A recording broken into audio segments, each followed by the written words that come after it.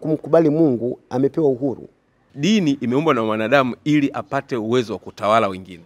Tuseme sasa dini inaenda kufa, Uislamu sasa unaenda kufa kwa sababu tunaona kwa dalili ya kwamba kuna misikiti inafungwa. Na pia uelewe hiki kitu kinachoitwa Uislamu, misikiti inafungwa karibia 70,000 Irani. Lengo lake nini?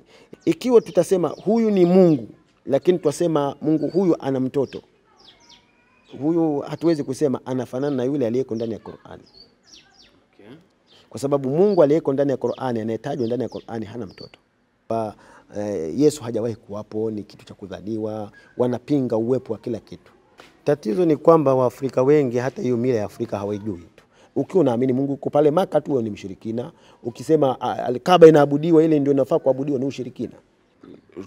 Turudi kwenye swali letu la mwanzo kwamba hizi dini, umeniambia kwenye Uislamu inakuwa tofauti kidogo tukisema dini, na kwenye Ukristo inakuwa tofauti tukisema dini, kwa sababu dini kwenye Uislamu ni njia ambayo ameumba Mwenyezi Mungu kwa ajili ya wanadamu. Sasa kama ameiumba Mwenyezi Mungu kwa ajili ya wanadamu, kwa nini wale wanadamu walikuwa wanaipinga? Kwa mfano, huu mfano unaotolewa Makreshi ndio mfano ambao unatolea Afrika kwa upande wa Wakristo. Tukifika kwenye masuala ya Ukristo, Makreshi walikuwa wanaupinga huu Uislamu ambayo ndo tuseme njia ambayo ameumba Mwenyezi Mungu. Akaenda mtume akajipanga Madina, akawa na jeshi kubwa, karudi kuja kuwaenezea. Na natolea tu mfano wa Maka ambako ndo alirudi. Lakini hata Afrika tukiangalia dini nazo kwa mfano Uislamu kule West Africa na huko kaskazini, na umeingia kwa njia hizo kwamba unaingia kijeshi, kibiashara au missionary kawaida, lakini jeshi lazima litumike. Inakuwaje njia ambayo Mwenyezi Mungu ameiumba watu watumie kwa kutumia jeshi? Kwa sababu unapotumia jeshi hakika hapo kuna watu watakufa ambao mtakuwa mnapingana nao. Katika mji wa Maka, nikianzia zama za Bwana Mtume Muhammad sallallahu alaihi wasallam, mji wa Maka hawakupinga Uislamu, ila walipigana na Uislamu. Hawakukataa Uislamu, walipigana na Uislamu. Umenielewa? Maka kulikuwa na jeshi kubwa ambalo vita vya kwanza vilipiganwa, Waislamu walikuwa bado hawajajipanga kijeshi, walikuwa watu 300 tu. Umenielewa? Wale wakaamua kupigana na watu 300 bila kuwa na ubinadamu. Umenielewa? Lakini kwa bahati nzuri vita vile Waislamu wakashinda.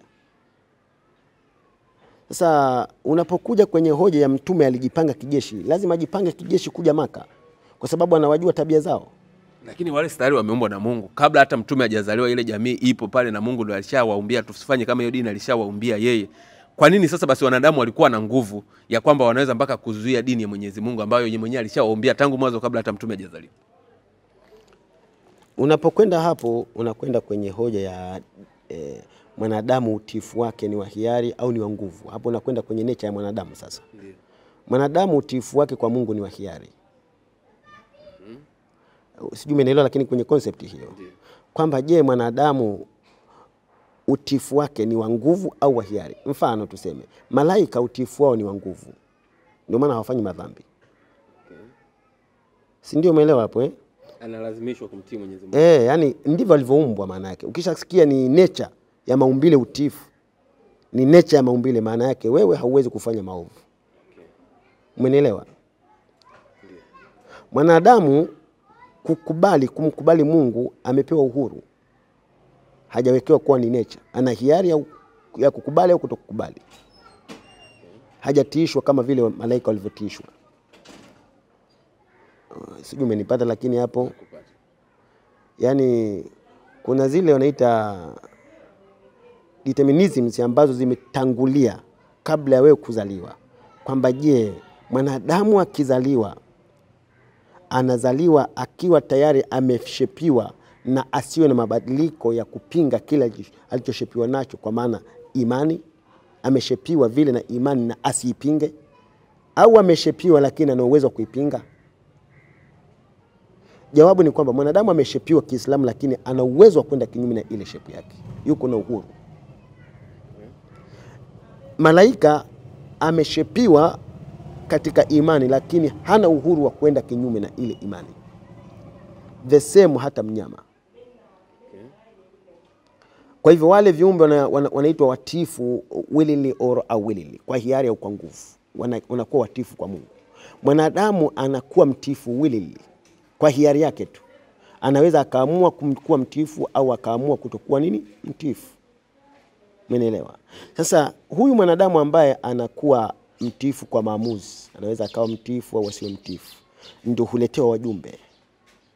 Sasa wajumbe wanapokuja, ambao ndio wanaitwa mitume, wanapokuja wanawakuta wanadamu hao na himaya zao. Zile himaya zimeshajenga, kwa mfano wakati mwingine yale maovu kuwa ndio culture yao. Sasa kama wameshajenga yale maovu ndio culture yao ambayo Mungu hakuwaagiza, lazima huyu nabii afundishe waachane hii culture, hii desturi. Sasa wakati fulani manabii wanapofundisha watu waachane na hizi culture, wale wenye nguvu, wafalme, wenye mamlaka, wenye majeshi, huwazuia manabii. Okay.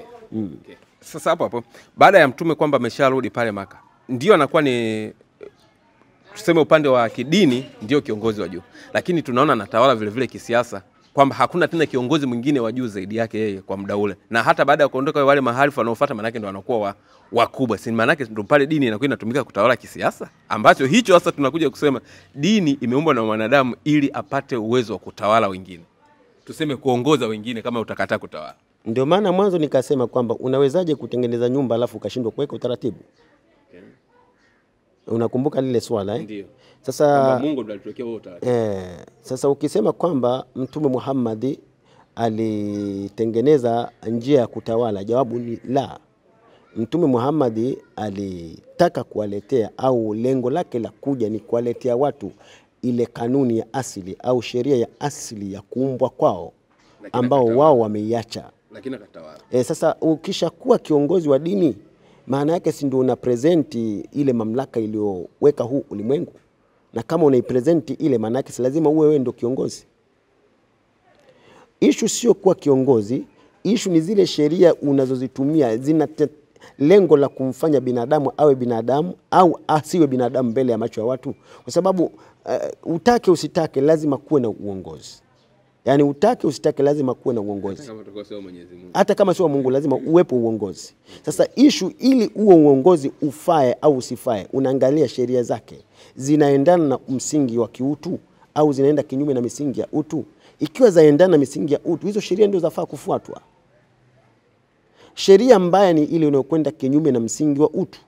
Mfano, Mtume Muhammad amezaliwa, amekuta pale Maka Waarabu wakizaa mtoto wa kike wanamuua, kwamba wao wanaona ni aibu kuzaa mtoto wa kike. Sasa swali na kuuliza, hili jambo ulitaka liendelee? Hapana. Hapana. Ingefanyaje sasa ili likome? Hapo ilikuwa lazima wastopishe. Lazima walistopishe. Sasa ndio waambie wasikilizaji kwamba ilipaswa mtume astopishe haya. Mtume Muhammad amezaliwa pale Maka, palikuwa na biashara ya utumwa yaendelea. Hili ni jambo la kibinadamu au la kiunyama? Na je, kama ni la kiunyama alipaswa liendelea au lisimame? Na wakati linapaswa kusimama, swali nalokuja, wale ambao umewakuta wenye nguvu watakubali ulisimamishe tu kiholela? Hapana. Kwa hiyo ni lazima mapambano yangelikuwepo tu. Sawa. Tukienda hivyo sasa tunasema hicho ni kipindi ambacho watu walikuwa wanaaminishwa hivyo, labda kwa hivyo kwamba jeshi limeshafika limetawala, wanaambia bwana mtu taamua kuwa Muislamu au sio Muislamu, lakini kwa hiari yako. Tunakuja kupata sasa hizi zama za kwetu ambapo sasa sisi ndio tupo hapa. Mwaka 2023 Irani wamefunga 60% ya misikiti yao. Tunaona kwamba sio kama labda wanafunga labda wana miadi ni fulani, watu hawataki kabisa kuhudhuria kwenye hiyo misikiti. Ni kwamba watu wanajitambua sasa, kwa kuwa sasa hivi watu hawalazimishwi, wanatoka huko kwa kuwa hiyo lazima imetoka. Tuseme sasa dini inaenda kufa, Uislamu sasa unaenda kufa, kwa sababu tunaona kwa dalili ya kwamba kuna misikiti inafungwa, hasa sehemu ambazo ni sehemu hasa ile kitovu cha Uislamu. Tuseme sehemu ambayo hasa Uislamu ulikuwepo tangu mwanzo, huko kwa Jemi Irani, kama wanafunga 60% ya misikiti, watu hawahudhurii tena. Wanakataa hata hizi sheria za hijabu, za kuvaa hijabu wao wanakataa, wanaona kama wanaonewa. Nafikiri hivi vitu wewe mwenyewe unavipata na unavisikia kwa muda fulani, kwamba watu kuna sehemu kama mataifa ya Ulaya huko hatuwezi kusema, lakini tunazungumzia ile mataifa ambayo ni ya kwao wenyewe. Kwa sababu kuna mataifa mengine kweli kanzu au hiyo hijabu wanawake hawataki au wanalazimishwa wasivai. Ila kuna sehemu ambayo ni sehemu yao lakini wao ndio hawataki kuvaa. Kama Irani hivi unavyokuambia 2023 wamefunga hiyo misikiti, 60% ya misikiti yao. Wanasema ni misikiti karibu 70,000. Hilo ni jambo kubwa sana kwa misikiti 70,000 kufungwa. Na kama limetoka kwenye vyanzo vya habari, lipaswa tuulize ni vyanzo gani vya habari. Unajua Irani kwa sasa inachopitia ni propaganda nyingi za kiutawala. Kwa hivyo lazima pia uelewe hilo jambo. Kabla ya kwenda mbali kidogo nikwambie, ukiwa na adui unapigana naye, anasema katika mapigano makubwa zaidi kabla ya watu kuuawa kwa silaha, kinachokufa kwanza ni ukweli.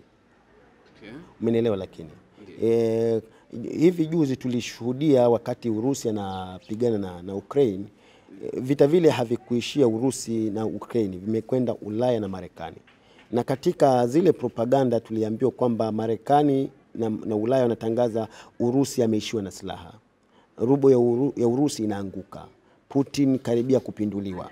Haya mambo yote unayoona ni kwa sababu hawa ni maadui wanajaribu kutaka kuvuruga akili za watu katika kile kinachoendelea kwenye uwanja wa vita, na wanaolengwa zaidi ni wale raia. Wanaolengwa zaidi ni wale raia na tena wa Urusi, ili ionekane kwamba utawala ule wa Putin unakwenda kinyume. Sasa nini maana yake? Unapoingia kwenye vita, kabla watu hawajapigwa risasi na kufa, kinachokufa kwanza ni ukweli. Irani sasa hivi iko kwenye vita vya mikataba ya nyuklia, inapigana na nchi za magharibi, inapigana na Israeli. Kwa hivyo ni lazima kila kukicha upate taarifa za kushtusha kuhusu Irani. Kwa hiyo ujiandae hivyo. Watu wanaoathirika na taarifa hizi zaidi ni wale ambao hakujiandaa kusikia taarifa za namna hiyo. Lakini watu waliojiandaa kusikiliza taarifa za namna hiyo wanajua kitu gani kinachoendelea. Mimi nimesikiliza juzi hapa wanasema at any time utawala wa Khamenei utaangushwa. Juzi kabla ya wakati wanarushiana makombora baina ya Israel na Iran, walitangaza kwamba Khomeini yuko mahututi, yuko kwenye chumba cha siri, hawezi hata kuamka. Lakini baada ya siku kadhaa, Ijumaa moja alisimama akatoa hotuba. Kwa hiyo lazima uelewe kwamba kinachoendelea katika ulimwengu wa vyombo vya habari nini. Na pia uelewe hiki kitu kinachoitwa Uislamu, misikiti inafungwa karibia 70,000 Irani. Lengo lake nini? Yaani ni kuwaaminisha watu kwamba utawala unapoingia wa Kiislamu hauwezi kuwa na maana, hata wale wenyewe pia hawatauthamini kwa sababu ni utawala wa ovyo. Lakini ukweli ni kwamba tukilizungumzia kwenye dhana hiyo ya Irani, tutaweza kuona kwamba ni jinsi gani taifa lile limejaribu kutumia misingi ya nchi yake na kwa kanuni za imani yao kujitengeneza na kuwa ni taifa lenye nguvu na lenye uwezo wa kuvutana na mataifa makubwa. Na hii utaona wazi kwamba Uislamu una lengo la kumfanya mtu ajitambue na kuwa huru zaidi. Irani ilivyokuwa chini ya siasa ya akina Shah, ambaye yeye alikuwa ni miongoni mwa wapenzi wa Marekani na Israeli, haikuwahi kukosolewa kwamba siasa yake ni ya ovyo na watu wana maisha magumu. Ili hali ukweli maisha yalikuwa magumu ndani ya Irani. Haikuwa na uwezo wa kijeshi kama iliyokuwa nayo sasa hivi. Ilikuwa inanunua silaha nyingi kutoka nchi za magharibi, lakini ilikuwa inapongezwa kwamba inaendelea. Usisikilize vyombo vya habari kama vile wanavyosema, sikiliza kwa masikio mawili. Wakati mwingine wakikupongeza ndio unazidi kufa. Yaani vile wanavyokupongeza wewe unakufa, lakini vile wanavyokukosoa unazidi kuwa hai. Irani ilikadiriwa kwa vikwazo vya miaka karibia 40 sasa kwamba ingekuwa ni taifa limekufa, haliko tena duniani. Lakini nao wanashangaa kwamba inawezekana vipi kwa taifa lile kuvuka vikwazo mpaka kufikia miaka hii, imekuja kuwa ni superpower ya drone, superpower ya makombora, superpower ya nini, ya nguvu za kijeshi. Sasa kwa sababu wameshaona kwamba jeshi limeimarika, wana attack dini na uchumi. Anytime uchumi wa Irani utakwenda kuanguka, kama unavyosikia hivi karibuni walikuwa kitangaza anytime dini itaachwa, kama unavyosikia wanatangaza, lakini ukweli hilo jambo halipo. In short, Irani haiwezi kuwa na Waislamu tupu. Lazima iwe na wasio kwa Waislamu. Na hata hao Waislamu wakiwepo, kuna wanaotekeleza misingi ya dini na wasio kutekeleza misingi ya nini? Ya dini. Lazima iwepo hivyo. Kwa hivyo lazima kuwe na vitu kama hivyo, lakini swala kusema misikiti 70,000 imefungwa, hiyo ni propaganda ya magharibi ambayo haina uthibitisho. Haina uthibitisho hata kidogo. Sasa tuje kwenye mfano mdogo. Katika vipimo vya kawaida leo inajulikana kwamba Uislamu ni moja kati ya dini zinazokuwa kwa kasi zaidi duniani. Ndiyo. Wakati wao wanasema Irani dini inakufa, wanavyodai wao, lakini wao ndio wanaopiga vita hijabu zitokee Ulaya. Kwa maana tayari kuna wimbi la watu wanaovaa hijabu kule. Hii kimaanisha kwamba wao wanazuia Uislamu usikue ili hali Uislamu unakuwa. Umeona picha hiyo? East London juzi ilikuwa naangalia, naeleza kwamba misikiti imeongezeka kuliko ilivyokuwa zamani. Karibia hivi maeneo mengi ya ibada ya makanisa yamenunuliwa na wanatuonyesha kwa picha. Sasa iwe ni propaganda au si propaganda, lakini ukweli mpaka serikali za Ulaya na Marekani zaelewa kwamba Uislamu unakuwa. Na ndio maana hata juzi kwenye kampeni za Obama, za Trump, unaona alikwenda kwenye jimbo fulani kule na kwenda kuwakaribisha mashehe waje kuongea, ikiwa ametaka kuwatumia wale kisiasa, kwa kujua kwamba kuna majority ya watu hapa wanaoitwa Waislamu. Ili kuzipata kura zao lazima ni walete viongozi wao kwenye majukwaa. Wangekuwa ni watu wachache wasingetazamwa. Sasa ukiona mtu analetwa kwenye jukwaa la siasa, kiongozi wa dini, unajua kwamba huyu mtu ana majority nyuma yake. Umeelewa? Lakini kwa hivyo Uislamu Ulaya ulikuwa ni hafifu, ulikuwa na watu wachache. Sasa una watu wengi. Marekani una watu wengi, na duniani kote kila kukicha ongezeko lao linakuwa ni kubwa. Na ndio maana wao kila kukicha wanapiga kelele juu ya Uislamu. Wanasema kwamba wanazidi kuzidiwa na Waislamu kutoka nchi za Mashariki ya Kati. Ndio maana nazuia watu kutoka Mashariki ya Kati msiingie Marekani, haya yote ni kwa sababu tu ya kutaka kuzuia kwamba kusiwe na ongezeko kubwa, watu wasielewe. Nitakupa mfano mdogo nimalizie. Miaka ya nyuma, katika miaka ya 50 kurudi nyuma, Uislamu Marekani ulikuwa mdogo sana, namba ndogo sana. Walikuwa watu wachache, na zaidi walijulikana kama black Muslims, wale watu weusi ndio waliokuwa kijulikana kama Waislamu. Lakini baada ya hapo harakati zimekwenda mpaka leo. Mimi ninavyokuambia, kuna zaidi ya misikiti 27,000 inayotambulika ndani ya Marekani kuwa ni misikiti mikubwa. Misikiti mingine ni mikubwa kuliko tuliokuwa nayo hapa Tanzania. Mikubwa zaidi kuliko tuliokuwa nayo hapa Tanzania. Hapa Tanzania leo hii tukisema msikiti tunautaja msikiti wa mfalme wa 6 Morocco ule. Ule ulioko pale Kinondoni. Lakini msikiti ule ni mdogo kwa misikiti ya Marekani. Ule tunasema kwetu ni msikiti mkubwa, lakini kwa misikiti ya Marekani na Ulaya ule ni mdogo kabisa. Kuna msikiti juzi ulifunguliwa Moscow, unaingiza watu zaidi ya mara 5 ya msikiti wa mfalme Mohamed wa 6 huwa hapa Kinondoni, uko pale Russia, Moscow. Kwa hivyo hizo ni propaganda tu. Uislamu unakuwa wala hausinyai. Na hizo kauli za kusema Uislamu unasinyaa ni kauli za kuwadhoofisha tu baadhi ya Waislamu wakate tamaa na kadhalika, lakini ukweli si hivyo. Kwa unavyotazama wewe, labda tangu ukuaji wako unakuwa mpaka sasa hivi umri unavyofika, unavyoziona dini kwa ujumla wake, watu siku hizi ndo wanatoka sana kwenye dini au wanaingia sana katika dini? Yaani watu tuseme yale maadili ya kidini, iwe Mkristo iwe Muislamu, wanaingia zaidi kwenye dini au ndio wanatoka zaidi kwenye upande wa dini? Asante. Mimi nasema kwamba namba ya watu wanaoitwa Waislamu inazidi kuwa kubwa. Lakini namba ya watu waovu inazidi kuwa kubwa pia vile vile. Yaani maadili yanaporomoka, lakini pia na Waislamu pia wanaongezeka. Kwa sababu leo tunasema mfano tunaelezwa sikuwepo msikiti wa Idrisa au msikiti wa Mtoro ulikuwa ni kama msikiti kadogo zamani kulingana na population ya watu. Leo ni msikiti ambao watu wanaswali mpaka wanajaa nje, ni mkubwa lakini hautoshi. Sasa hii inakuonyesha kwamba kuna namba kubwa ya Uislamu. Umenielewa? Lakini si kwa maana kuwa na namba kubwa ya Uislamu na waovu watakuwa nao wamekuwa na namba ndogo, nao pia wanaongezeka kuwa namba kubwa. Umenielewa? Na in short, katika mafundisho ya Uislamu, wajua Uislamu hauwi dini bora au nzuri kwa wingi wa watu, ila kwa ubora wa watu. Na siku zote usichukulie majority ndio thamani. Majority wakati mwingine ni ujinga. Yaani tuseme kwa mfano, tukivamiwa na kundi hapa la nyuki 1000, nzi 1000. Tukivamiwa hapa, alafu waje nyuki 100. Kati ya nzi na nyuki wapi ambao unaweza kutupa majeraha hapa? Nyuki. Sasa wakati fulani unaweza ukawa na quantity kubwa lakini haina thamani. Umeelewa? Lakini Qur'an nasemaje? Inna hadainahu shabila imma shakiran. Angalia, waumini wametajwa kwa shakiran, kwa maana ni jamii ndogo, yani quality na kuwa ndogo. Wa imma kafura, wasiokuwa Waislamu na kuwa katika namba kubwa. Leo hii ukiunganisha watu wote wa Tanzania hapa ukawaita wenye elimu na wasiokuwa na elimu, wengi wanakuwa ni akina nani? Ambao hawana elimu. Yes, unaona? Kwa hivyo siku zote quality haiwi katika namba kubwa, inakuwa katika namba ndogo.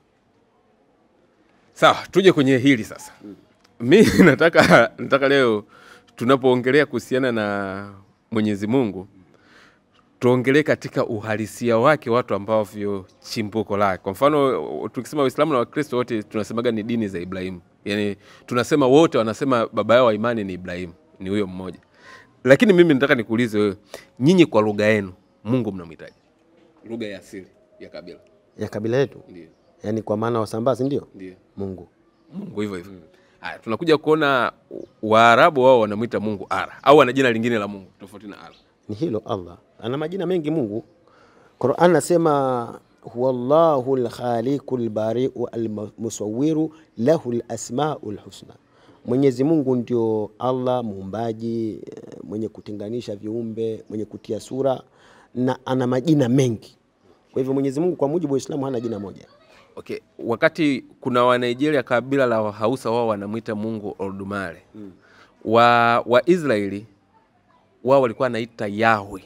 Hawataki hata kutaja. Nikawa naangalia asili ya haya majina hata kwa yenye upande wa Mungu wetu sisi. Tunachoamini kwamba ni yule juu katika ile miungu ambayo tutataja sijui Mungu mwenye nini, Mungu wa nini, kuna jina moja la Mungu ambaye anakuwa wanaamua kumuita huyo ndio Mungu wa juu. Kwa mfano Yahweh kwa Waisraeli walikuwa wanaita Yahweh, lakini huyo Yahweh alikuwa mpaka ana mke. Lakini sisi huku tukisema Yahweh tunamaanisha kwamba ni Mungu mkuu.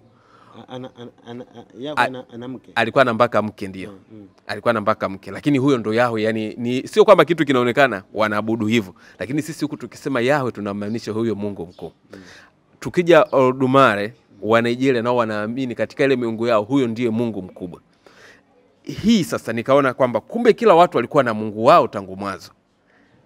Sisi huku tukitumia yao akasema ndo deity ambayo deity wale ile miungu yao ambaye katika miungu yao walichagua kwamba huyo ndo hata jina lake hatutaki kumtaja ndo huyo yao. Tukiangalia wazungu wao walikuwa wanatumia God. Lakini tukienda baada ya muda tunakuja kukuta kila mtu alikuwa akienda sehemu kutawala, yeye ndo analeta ile imani yake. Ndio tunarudi kwa Chionda alichokuwa anaongea, ndio tunakuja kuona yale madai yake yanaonekana yana mantiki fulani alichokuwa anakiongea. Kama kila mtu alikuwa na Mungu wake, lakini yule mtawala wako akiwa na nguvu, maana yake wewe unamwabudu Mungu wake yeye. Sasa tunapokuja kusema tumeletewa miungu kutoka kwa watu wengine, je, hii hatutakuwa kama tupo sawa kwamba sisi tulikuwa na Mungu wetu lakini tulimuua Mungu wetu ili tumpokee Mungu wao? Kabla hatujafika kwanza kwenye hili la dini. Kabla ya kwenda mbali huko nataka nikuulize jambo moja. Ndio. Uarabuni hawa Waarabu walishawahi kutawala Marekani? Hapana. Walishawahi kutawala Asia ya mbali kama China? Hapana. Lakini unajua Uislamu uko kule? Ndio. Haya, tuendelee kwenye pointi ya pili sasa. Pointi ya pili ni kwamba si utawala ndio unampeleka Mungu mahala husika. Ila ni ukweli watu wanauona juu ya maelezo ya Mungu ndio unaopelekea watu kuelewa kwamba huyu ni Mungu na huyu si Mungu. Sio nguvu za kiutawala. Aidha ungechukua nguvu za kiutawala, Waarabu hawakuwa na nguvu hizo za kufikirika kwamba wangeenda mbali na kuyatawala mataifa makubwa ili waingize zile imani zao. Isingelikuwa hilo jambo lenye uwezekano hata kidogo. Watu wengi wanaweza kusema labda Ottoman imechukua sehemu ndogo sana katika maeneo ya Ulaya. Ilishindwa kuingia Ufaransa, ilishindwa kuingia Uingereza, lakini leo Waingereza wako Uislamu. Kwa hivyo hoja ya imani ni hoja ya kiakili, ni si hoja ya kimwili. Na kama ni hoja ya kiakili inahitaji uchanganuzi zaidi wa kiakili. Na hao wanaozungumza kina Chilonda wao wanazungumzia hoja ya imani kwenye misingi ya kimwili. Yaani maana yake wanaamini kwamba mahala ambapo dini imeingia, utawala fulani umeingia ndio ulileta na ile dini. Lakini ukweli ni kwamba kuna mahala ambapo kwa mfano Uislamu haukufika kama utawala, lakini watu wake ni Waislamu. Uislamu haujawahi kuingia Amerika hata mara moja kama utawala. Lakini leo mpaka Brazil, Latin America wako Waislamu. Wale walilazimishwa na nani wale? Sio nguvu za mili, ni nguvu za hoja za kiakili. Sawa. Tunaendelea hapa hapo. Ngoja kidogo hapo, kuna jambo hujalimaliza. Kwenye pointi ya pili ulisema kuhusu Mungu anaitwa nani kwenye kabila yako? Ndiyo. Mimi nikasema anaitwa Mungu. Ndiyo. Na wewe una hivyo katika maeneo mengi ni Mungu, Mlungu na kadhalika. Huyu ndio Mungu. Sasa hoja ya kuhusu Mungu kumtambua zaidi si jina tu, lakini pia kuna sifa.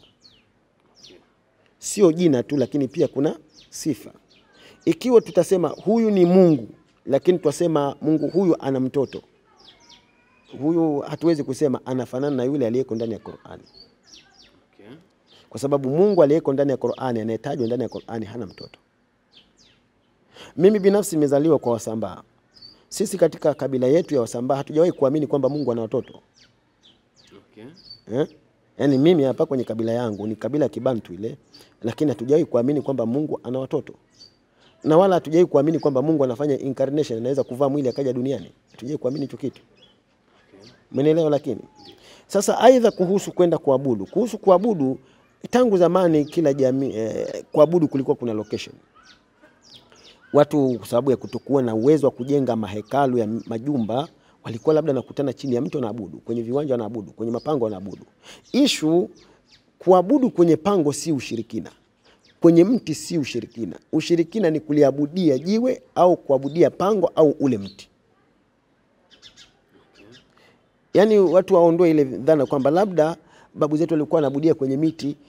Ile miti si tatizo kwenda kuabudia. Kwani sasa hivi tukifanya swala ya Eid sisi tukiondoka msikitini tunafanya viwanjani. Ndio. Na kama kuna kiwanja alafu kuna jua kali, sitabidi tutafute sehemu yenye mti ili watu wasipigwe na jua kali. Sasa issue pale sio kwenda kuabudia wapi. Issue ni kumwabudu nani. Unaona? Kwa hivyo sifa za Mungu ambaye mimi nimemkuta katika jamii yangu ya baba zangu na wazee wangu ambao walikuwa kimeelezea ni Mungu asiye na mtoto, Mungu asiyekuwa na mke, Mungu asiyekuwa na wenzake wawili watatu, yuko peke yake. Sasa hebu njoo kwenye kipimo cha Qur'ani. Sura ya 112 aya kwanza mpaka ile ya mwisho. Kul huwallahu ahad. Mungu ni mmoja. Kwa sababu sisi hatujai kusema kuna miungu watatu wala wanne wala watano. Hatujai kusema hicho kitu. Na hakuna hata mzee wa Kisambaa uwezo wa kusema kwamba kuliwahi kuwa na imani hiyo kwa Wasambaa. Nadhani pia hata kwa Wapare. Allahu Samad, Mungu mwenye kutegemewa. Sisi tulikuwa tunaamini kwamba Mungu ndiye mwenye kutegemewa. Lam yalid wala yulad. Hatujai kusema Mungu kazaliwa wala Mungu kazaa. Sisi hatujai kusema hivyo. Wala yakul kufuwan ahad. Na sisi hatujai kusema kwamba Mungu anafanana yote katika wanadamu. Na sisi Uislamu ulikuja ukatukuta babu zetu walikuwa katika hali hiyo ya kuelewa Mungu hana mshirika, Mungu hana wenzake, Mungu hajazaa, Mungu hajazaliwa. Hivyo baba zetu walikuwa kiamini hivyo. Okay. Kidogo hapa. Ndiyo. Itikadi ya kusema Mungu ana ushirikiano imekuja baada ya mwanadamu kuibua Mungu katika nature. Yaani katika viumbe hivi. Pale mwanadamu alipoanza kuweka dhana kwenye viumbe kwamba wenyewe ndio venye kusustain, ndio venye kuprovide maisha ya wanadamu, ndio venye kuhuisha, kufisha, ndipo wanadamu walipoanza kuleta hoja ya miungu zaidi ya mmoja, na wengine wakasema hapana, ila Mungu ana incarnate katika viumbe hivyo, Mungu anaingia kwenye viumbe hivyo. Kwa hivyo hiyo ni hoja kidogo pana, lakini pia ni kuambia kitu kingine. Yahweh kwa asili, kama umekutana na kitabu kinachosema Yahweh ana mtoto, basi hicho kidogo kitakuwa ana mke, yes, kitakuwa kimekudanganya. Yahweh kwa asili inaitwa tetragrammaton word. Hili neno Yahweh linajengwa na herufi 4 ambazo hazina voweli. Ndiyo. Asili ya hili jina kujengwa na herufi 4 ambazo hazina voweli ni kuonyesha kwamba ni jina gumu kutamkika. Ndiyo. Na jina hili linaashiria kwamba huyo mwenye nalo hana sifa yoyote ya kiubinadamu. Ndiyo. Miongoni mwa sifa hizo ambazo za kibinadamu ambazo hana ni kuwa na mke na watoto. Umenielewa? Lakini ndiyo, Bible ile kuna mahala unakuta kuna vipengele vyaeleza wana wa Mungu, lakini vile vipengele ni neno la kuazima, sio physical, ni metaphorical, ni neno la kuazima kwa Mungu ambalo sisi kwenye Uislamu limepigwa kabisa marufuku kwa sababu lina maana mbaya zaidi. Lakini wanatajwa watu huyu ni mwana wa Mungu, ikiwa inamaanisha kwamba utiifu wa mtu kwa Mungu ndio unaopelekea kuitwa mwana wa Mungu. Mfano, ukisoma kwenye Agano Jipya sema heri wapatanishi maana wao wataitwa wana wa nini? Wa Mungu. Katika kitabu cha Malaki sura ya 2 mstari wa 10, je, sisi wote hatuna baba mmoja? Mungu aliyetumba sio mmoja? Kwa hiyo wanapomuita Mungu, pamoja kwamba ni lugha ngumu ambayo kwenye Uislamu haikubaliki kabisa, imepigwa marufuku kwa sababu ina maana yenye utatanisho, lakini hata hao waliolitumia pia hawakumaanisha Mungu kwa maana ana mtoto kupitia uzazi au ana mke, kwa maana hicho kitu hakikuwa hivyo. Ila kwa sababu vitabu vyaandikwa vingi, uelewe hivyo, kuna madai. Mimi nimekutana vitabu vingi hapa, Yesu hajawahi kuwapo, ni kitu cha kudhaniwa. Sasa hawa ni watu wenye itikadi ya falsafa inaitwa nihilism, ambao wenyewe na deny existence of everything, wanapinga uwepo wa kila kitu. Sasa ukiwa na hiyo falsafa ya nihilism au ikakupiga kidogo upepo hiyo, lazima utapinga vitu kuwapo. Ndo unasikia hata kuna kauli moja wanajiita wachokonozi, wanasema kisichokuwepo kipo na kilichopo hakipo. Kwenye lugha nyingine sema as above as below. Maana yake ni kuwa kwamba vile tunavyoviona vipo sio halisia, havipo. Sasa hiyo ni nihilism, ambao falsafa hiyo yenyewe imekuja kujikana hata uwepo wake yenyewe, sababu hiyo ni falsafa, ni wazo. Sasa hilo wazo linaposema kila kitu hakipo, basi inakuja kujikana lenyewe kwamba hata lenyewe hilo wazo halipo. Sawa, huyo mke wa Yahweh walikuwa wanamuita goddess Ashira. Ndo wanasema walikuwa wanashirikiana hivyo. Lakini nilitaka nirudi hapo kwenye unaposema sisi Wasambaa tujawahi kusema Mungu ana mtoto, Mungu ana. Lakini hapo tukiangalia kwenye upande wa makabila ya Kiafrika, watu walikuwa wanaabudu kuelekea sehemu fulani. Kwa mfano sisi kwa kawaida kipindi nakuwa ndo mdogo nilikuwa naona wanaenda mpaka kuomba mvua upande fulani, hata mkiwa mnaomba mnaelekea katika mlima fulani, mnaangalia huo mlima. Na ni kweli hiyo mvua itanyesha. Sina shida sana na unazungumzia kwenye upande wa kugeukia, lakini baada hata nyinyi ambao mnasema Wasambaa tujawahi kusema Mungu ana nini, lakini kwenye upande wa uelekeo sio mlikuja mkabadilishwa kwamba muelekee Maka. Si ni vile vile kama ambavyo kwamba dini zetu na zenyewe, yani siwezi kuisha sana dini, tuseme Mungu wetu alivyokuwa anataka kwamba sisi tunaabudu kuelekea upande fulani, imani yetu inaelekea upande fulani, lakini baadaye baada ya kuletewa hizi dini ambazo sisi tunasema tumeletwa kiutawala, watu tunabadilishwa kwamba elekea sehemu fulani. Tatizo ni kwamba Waafrika wengi hata hiyo mila ya Afrika hawaijui. Okay. Kwa hivyo hata uwezo wa kuelezea kwamba wakati walikuwa wanaelekea kwenye ule mlima walikuwa naabudia mlima au Mungu kupitia mlima. Mungu kwamba tunaelekea upande huu lakini ni Mungu. Sasa hapa kuna kitu kinaitwa kibla na Mungu. Okay. Sumelo, lakini hapo kuna kitu kinaitwa kibla na Mungu. Kwani ulifikiri Waislamu wakielekea Maka wanakusudia Mungu yuko pale Maka? Sijui, kile ni kibla. Kwamba Mungu anaonea. Yaani usidhani kwamba watu ukielekea kibla ndio Mungu akaa pale. Naona Kwa hivyo hao Waswahili wenyewe pia wamechanganikiwa, au tuseme Waafrika wenyewe tumechanganikiwa kwenye hoja ya kuhusu wazee walipokuwa wakifanya ibada wanakusudia nini kufanya hivi vitu. Hatukupata hayo maelezo ili kusudi uweze kufafanua vizuri kwamba kinachotangazwa ndani ya Uislamu kinapingana au kinakubaliana. Swala la mwelekeo, Qur'ani iko bayana kwamba kulikuwa na mielekeo watu wakielekea. Hapo kabla Mtume Muhammad wakati anakuja alikuwa haelekei Maka kama kibla, alikuwa anaelekea Jerusalem kama kibla. The same pia kwenye Bible sura ya 5 mstari wa 22 kama sikosei, Kumbukumbu la Torati au 22:5, mahala Bwana Mungu wenu atakapochagua katika kabila zenu zote apaweke jina lake, maana sehemu hiyo ni takatifu, elekezeni nyuso zenu hapo nawe uende huko. Mahala atakapochagua. Kwa hiyo kuna wakati Mungu huchagua maeneo na watu huelekeza nyuso zao pale na kuenda pale. Kwa hivyo hata hao wazee wa Kiafrika kama walikuwa wanaelekea kwenye milima, hilo ni fundisho lilotoka nalo zamani kwamba kuna mielekeo uifuate ndio uombe upate. Hilo ni jambo la muda mrefu, sio la leo sasa. Hawakulizua tu hivi. Ndio maana akasema kwamba ukitaka kutafsiri masuala ya mambo ya kale ya kikabila haya ya Kiafrika, lazima uyafasiri kwa kuwa na tahadhari nyingi, ikiwemo kutaka kuelewa kwamba kwani sababu inayowapelekea mpaka waende au waelekee sehemu fulani nini? Je, suala la mwelekeo katika imani linatafsirika vipi? Sisi katika Uislamu suala la mwelekeo lipo. Naona kama watu walielekea kibla cha Aqsa zamani kisha Maka, sasa si ajabu labda zamani kulikuwa na mwelekeo mwingine au sehemu nyingine hivyo. Sio ajabu kitu kama hicho kuwapo. Unaona? Kwa hivyo hapo tunasema kwamba pale wanapoelekea hapa kusudi kwamba ndio Mungu anakaa, ila Mwenyezi Mungu ameelekeza watu waelekee pale na kuna sababu za kuelekezwa pale. Sasa hizo zitakuja baadaye kwamba ni kwa nini mpaka waelekee sehemu moja, mwelekeo mmoja, kwa nini?